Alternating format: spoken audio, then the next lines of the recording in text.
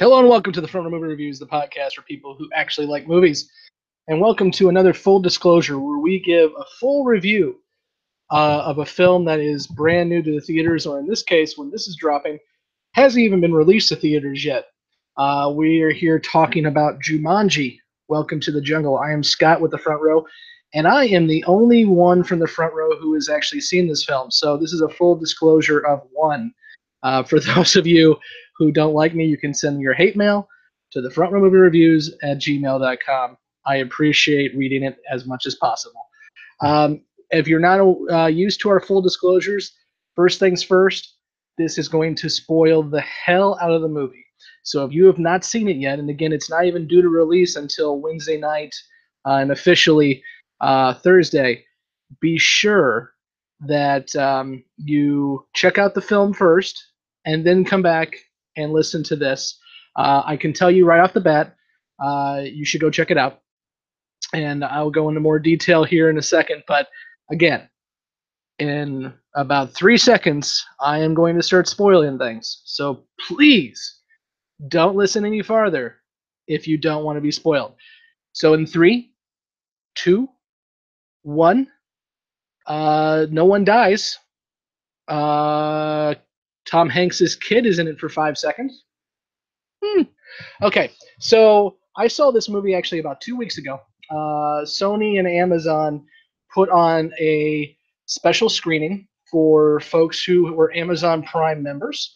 And so I got to go check this out in what I thought was going to be our big AMC theater here in Springfield.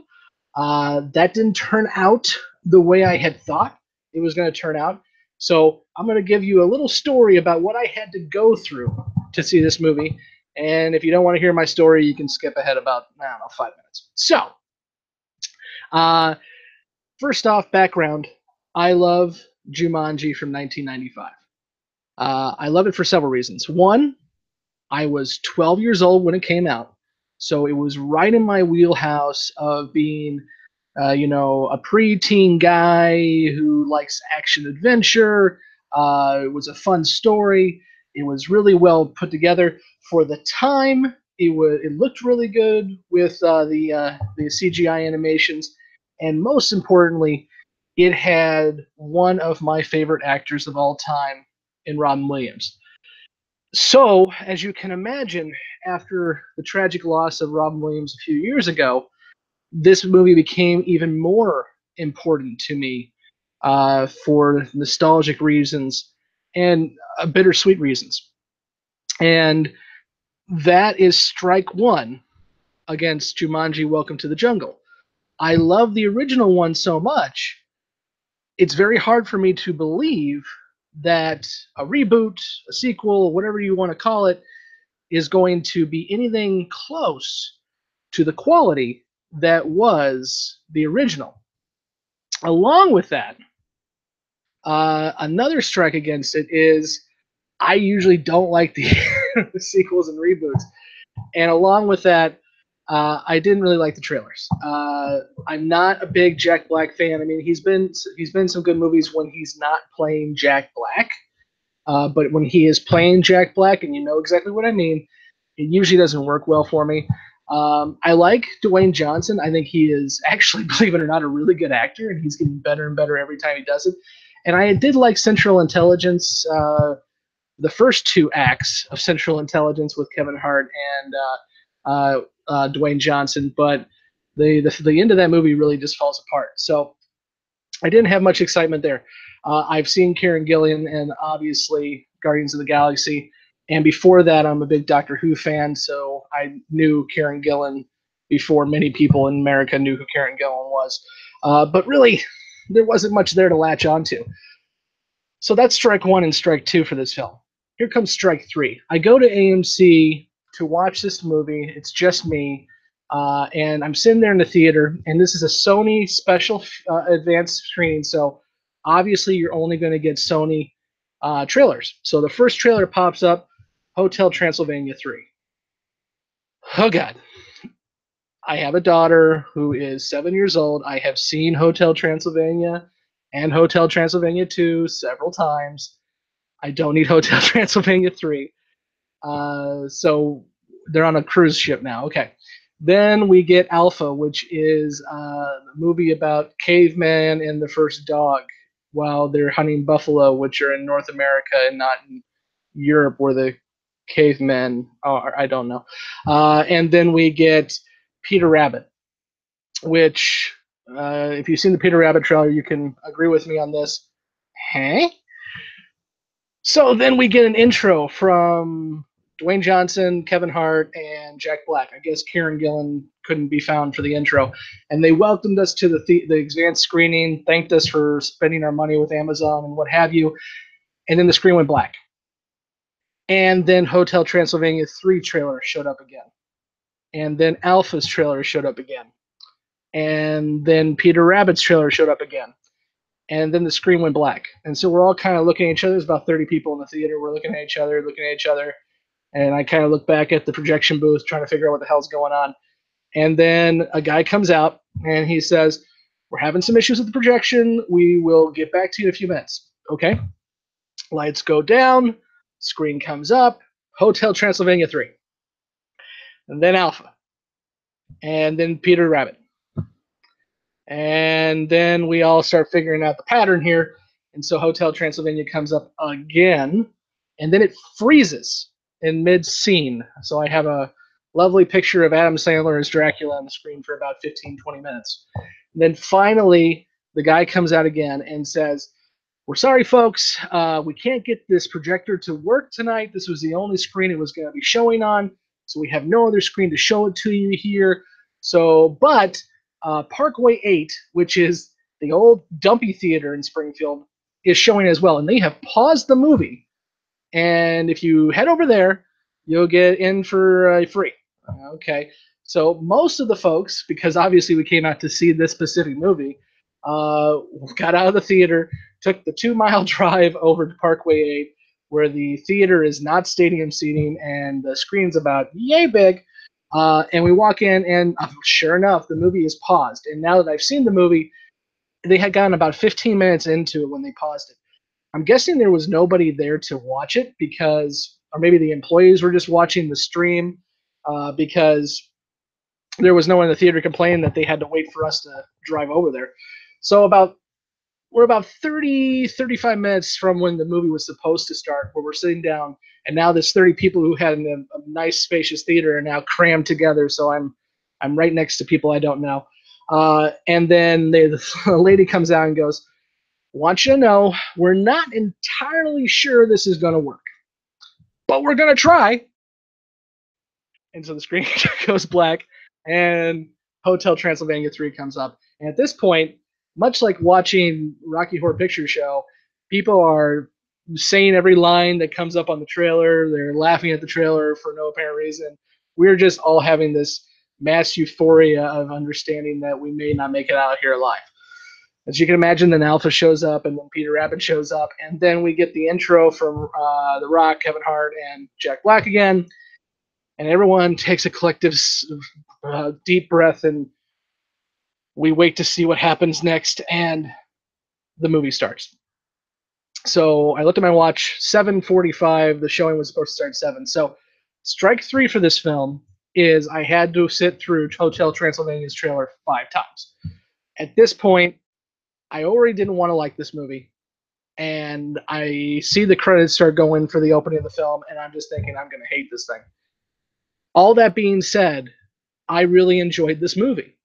And the whole reason why I just gave you that little story is because you need to realize that if I enjoyed this movie and I was not supposed to enjoy this movie, it's a good movie. So, give you a little background on the film. The first thing that I really like about the movie is it is a direct sequel to Jumanji. Believe it or not, they kind of they stretch a little bit to make it a direct sequel, but it is. At the end of Jumanji 1, we have the board game on a beach, and the drums are beating. Now, in the original movie, the 2 girls that walk past it are speaking French. We're going to assume now that they were on vacation because we find out the board game is still in Brantfordton, New Hampshire, so it hasn't gone very far. And right where the board game was left in the beach at the end, guy picks it up and takes it home to his kid. His kid, being 1995 or 1996, somewhere around there, doesn't care about board games. He cares about playing his games on his. It looked like an amalgamation of a PS1, kinda. It is Sony, so I'm guessing that's what it was. So he doesn't care about the board game. But at night, it starts beating its drums, and he still doesn't really care. But the board game gets smart and realizes, okay, if I'm going to get this kid, I cannot be a board game anymore. So in the middle of the night, it transforms itself into an Atari-looking device with looks like PS controllers. I don't know. But obviously, as you see in the trailers, this kid in the 90s gets sucked into the game, and he will soon be played by Nick Jonas uh, later on in the film. So then we advance 20 years into the future, or 21 or 22 years, and we find our three main characters. Now we're not going to see these characters much. The four characters, because these are the high school students who will be sucked into the game. And as you've seen in the trailers, they get their own avatars while they're in the game. So we don't see these guys much. But I have to say, I did enjoy what we got out of them. Each one of them is a very different character. The girl who's obsessed with selfies is probably the most annoying one, just because I don't like that type of person, period. But I really like the main kid who is the computer nerd, and the guy who sells his homework to others just to have friends. You had obviously the football jock that's going to turn into Kevin Hart, which is the big running joke of the film, because the guy was a huge football guy and now he's Kevin Hart. Uh, and of course, the big joke is that the selfie girl turns into Jack Black, and I'll get into that in a little bit. And then the kind of the meek, quiet girl turns into Karen Gillan. Again, this movie right from the get-go is good to the point where they're actually getting me to like these young characters. And so when they get sucked into the video game, I'm actually caring about what's going to happen to them. And when they get into the jungle, which is obviously the most part of the movie, the avatars, for the most part, are just as likable and just as enjoyable. But more importantly, these actors do a really good job of playing who the kids were when they were before they were sucked into the video game. So you get a lot of Dwayne Johnson not only saying he's a meek computer nerd kid, but you've also got him acting like it. So you've got this big hulking man who's kind of acting kind of timid and kind of sitting back. It's really smart acting. And I give probably a lot of credit to the director, Jake Kasdan, who also is Lawrence Kasdan's son. Lawrence Kasdan being the writer of Empire Strikes Back and Force Awakens and the new Han Solo movie. So he's got some good street cred there from his dad as well. And the same goes with Karen Gillan.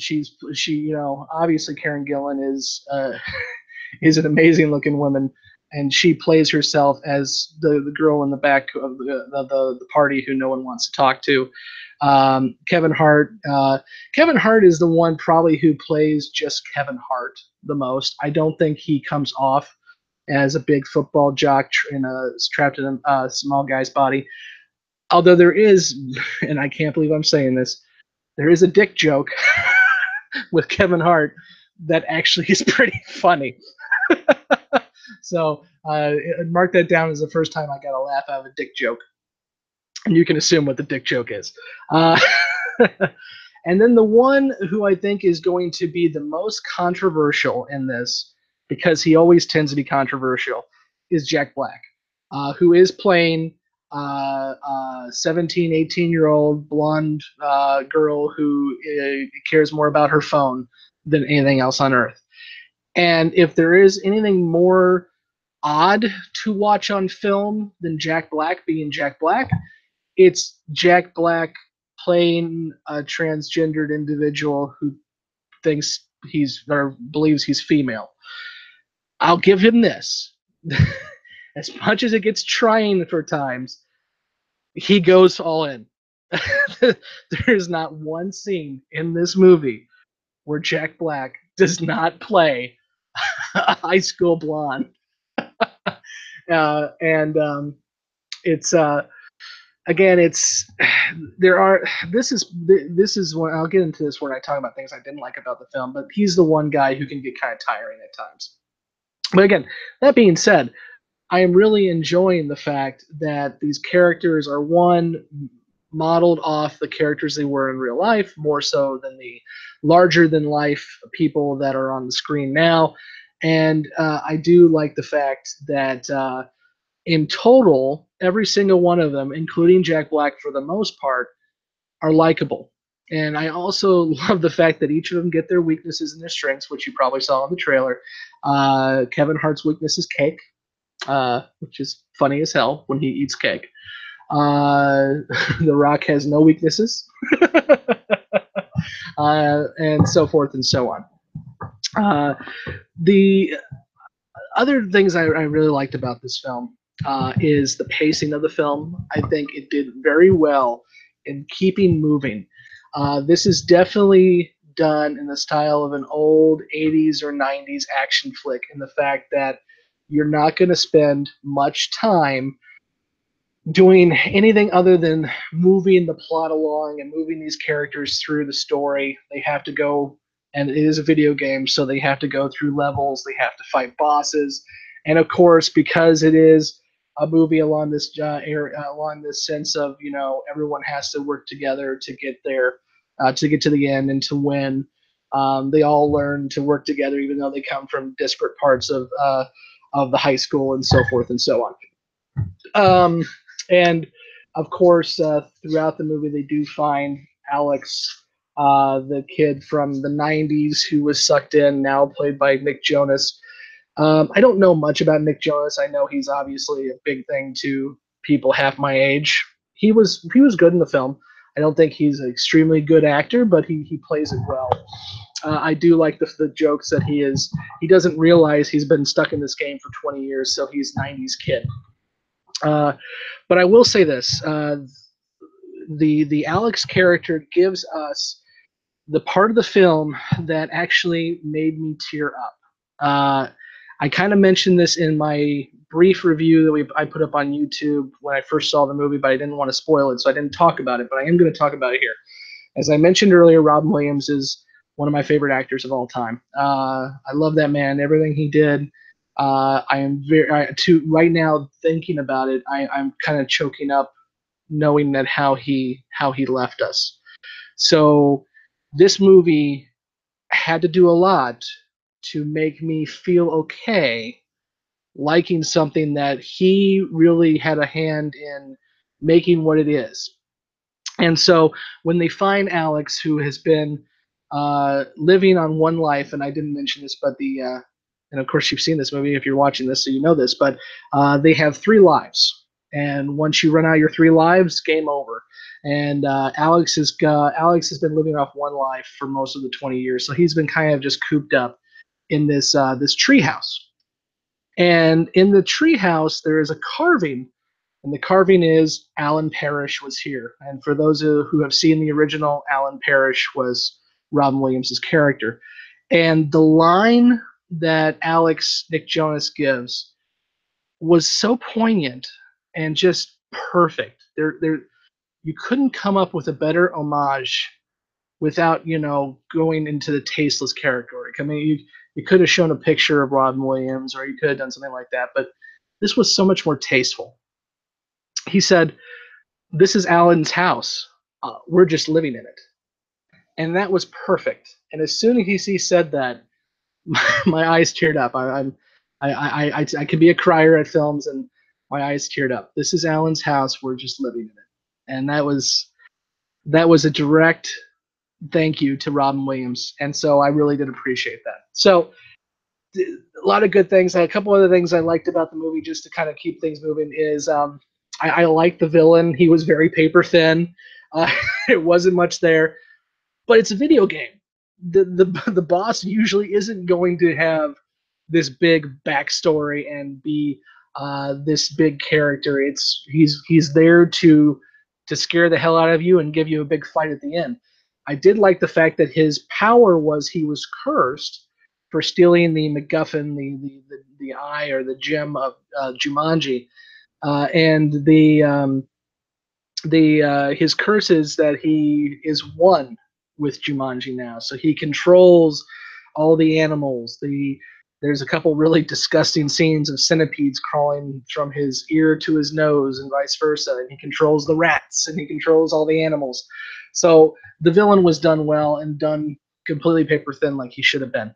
Um, uh, and every one of these characters gets a moment and a couple moments to shine. There is a couple of things that get a little too out of hand, but really for the most part, it's a real enjoyable movie. A couple things that I didn't like. First off, I the movie fell into the trap of assuming that the audience knows absolutely nothing about anything, and so instead of showing, not telling, they tell. So, for example, when we get sucked into the video game, obviously the nerd knows about video games and no one else does. So we assume the football jock has never played a video game in his life, which is just stupid. Even especially since we know the football jock and the nerd were friends when they were younger, and they split apart when the one got cool and one didn't. So you can't tell me this guy doesn't understand what a video game is. But they kind of hammered home a few too many times that we're in a video game. There are non-player characters, NPCs, that are only going to be able to say what's programmed of them, so they're going to repeat themselves every time you click on them. They're going to repeat the same thing. We have levels we have to go through. We're losing our lives, and we'll run out of lives. It's game over. This is all rudimentary stuff that most people who lived in the past 10, 15 years are going to understand about video games. And I don't think you needed that much upfront narration about what the heck a video game is. I think I would have understood. And so it just gets a little trying at times what they're doing there. And then maybe just me because I know video games well. So maybe, again, I'm a little, I'm not the person that they were directing that towards. But as somebody who understood what was going on without having to be told everything, it did get a little annoying. Uh, there is a little too much just lowbrow humor in the movie. I mentioned the one Kevin Hart dick joke I actually laughed at, but there are other jokes. Uh, Jack Black learns how to pee standing up. Kevin Hart gets ran over by some rhinos and talks about what he saw underneath the rhinos. I mean, there's just a lot of raunch for the sake of raunch, and it gets tiring. I'm not a prude. I will laugh at some of that stuff, but in this kind of movie, I don't think you needed it. And then the final thing I will say on things I didn't like is I'm still torn on this. 2 weeks later, how much I did or didn't like Jack Black's portrayal in this. I think he did an excellent job playing the character he was supposed to play, but that character is just so grating sometimes. It just gets annoying. And I will say though, when she starts deciding that uh, Alex, the Nick Jonas character, is really hot, and he starts hitting on him, it's pretty damn funny. But it some of the stuff gets old.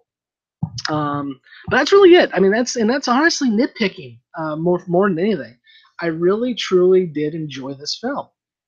Uh, so at this point, I think I'll just kind of wrap things up a little bit by saying that uh, the key factor here, I think the reason why this is a sequel slash reboot that I enjoyed and that worked for me is the first piece is they knocked out two of my three strikes. They can't knock out AMC screwing up, but I was concerned about them not respecting the source material, and they did that by making it a direct sequel. Unlike some of these reboots that want to ignore what's come in the past, Ghostbusters, this one decided we understand that you like this. We're not going to wipe it out of existence. We're going to let you know that we are just making a sequel to it, and what you cared about 22 years ago is still here, and we're still going to respect it. And along with that, the second point, of course, was the fact that they truly found a way to respect the source material in terms of Robin Williams that really did hit home with me. And then also the reason why I enjoyed this film is because it gave me characters that I cared about. It gave me folks that I could latch on to and I wanted to see succeed. And I wanted to see get together in some cases. The nerd and the quiet girl, being Dwayne Johnson and Karen Gillan, get together. And even though it is one of the most awkward kissing scenes I've ever seen on film, uh, it's great that they do get together and that they actually continue that piece when they go back to the real world. And along with that, as I mentioned, I liked the kids who were only there for a few minutes, but we do see them again at the end of the film, and they are still themselves, but you can see that they've kind of evolved through their experience. For one, they're friends with each other, but also they're not as stereotypical themselves. The nerd is able to kind of find his inner strength and ask the girl out. The quiet girl, still a little quiet. I don't think she has too much to change, except for she does obviously get a date. But I think probably her was the weakest one. Obviously, the girl who's obsessed with herself is no longer obsessed with herself and her cliquey friends, but is okay with hanging out with the folks that were beneath her earlier. And the football jock is still a football jock, but he's back friends with his nerdy friend from the past. So I think most of them get a good idea of an evolution. And then, of course, Alex does get sent back as well, and we find out that he gets sent back to 1995, 1996, whatever year it is. And Alex has turned from Nick Jonas to Colin Hanks. And this is probably another one that kind of was a little annoying. I knew what they were going with there, but being the very end of the movie, it got a little old real quick. And by that, what I mean is Colin Hanks, Alex, who now has aged 22 years from when he went back, uh, goes in and shows up at what is now his dad's home, and he's showing up for Christmas. And he shows up wearing a Metallica T-shirt because I know a lot of 30, 40 some old people who wear Metallica stuff underneath a suit jacket in 2017. I see that all the time. And then he starts talking in 90s lingo. Uh, and I'm just like, I was fairly close to the age Alex was supposed to be when he got sucked into the game. And now 22 years later, I don't wear flannel. I don't talk in 90s slang. And it's just, I get that that was Alex. She didn't have to hit me over the head that this is a kid who was sucked into the game 20 years ago, because he's had 20 years to grow too. I did really like, though, the fact that he named his daughter after the girl who um, was trying. Well, Jack Black's character Bethany. He named his daughter after Bethany, which was cute. I mean, obviously that relationship wasn't going to go well since he's now like 40 and she's still 18. But they made a good connection there, even with that. But yeah, I think so. In a nutshell, I think it was a really enjoyable movie. I think they did a very good job, and I will see it again with my daughter now that it's going to be out in wide release, and I think it deserves the high reviews it's getting. It's over 80% on Rotten Tomatoes, and for a sequel of a film 22 years out that no one really expected to be good, that's pretty amazing. And I credit everyone who was involved in this, because again, as I started off the top, I was not supposed to be the guy who was saying this. I was supposed to be the guy who was ripping this a new one. And the fact that I enjoyed it should say something quite a bit right there. So thank you everybody for taking time to listen to this. I hope you enjoyed the film as much as I did. If you didn't enjoy the film, or if you did, leave a comment down below if you're watching this on YouTube. If you're listening to this on your podcast app of choice, please be sure to subscribe and give us a review on iTunes, Stitcher, whatever you're listening to this on. And you can always find us at thefrontrowmoviereviews@gmail.com. You can email us at thefrontrowmoviereviews@gmail. Oh my gosh, I did it again. I did this last time. You can find us at thefrontrowmoviereviews.com, and you can email us at thefrontrowmoviereviews@gmail.com. And you can find us on all your social media haunts by looking for the Front Row Movie Reviews. We really have had a wonderful 2017. We still got a couple more things to come out, but I just want to thank everyone for subscribing, liking, being involved with what we're doing. We've gotten a lot of emails of people who are really enjoying our stuff. You've got my Zonasodes reviews with Brandon, where we're going through every single episode of Twilight Zone. We just dropped quite a few different things about Star Wars. We've got Craig's Behind the Mouse talking about all things Disney. We've got classics with Brandon looking at films from yesteryear. We got a lot of stuff planned for 2018 too. A lot of exciting stuff that I'm looking forward to. So hopefully you'll stick with us and tell some other people to check us out as well too. So until next time, I'm Scott, and I will see you in the front row. Have a good one. And again, it is Alan Parrish's house. We're just living in it.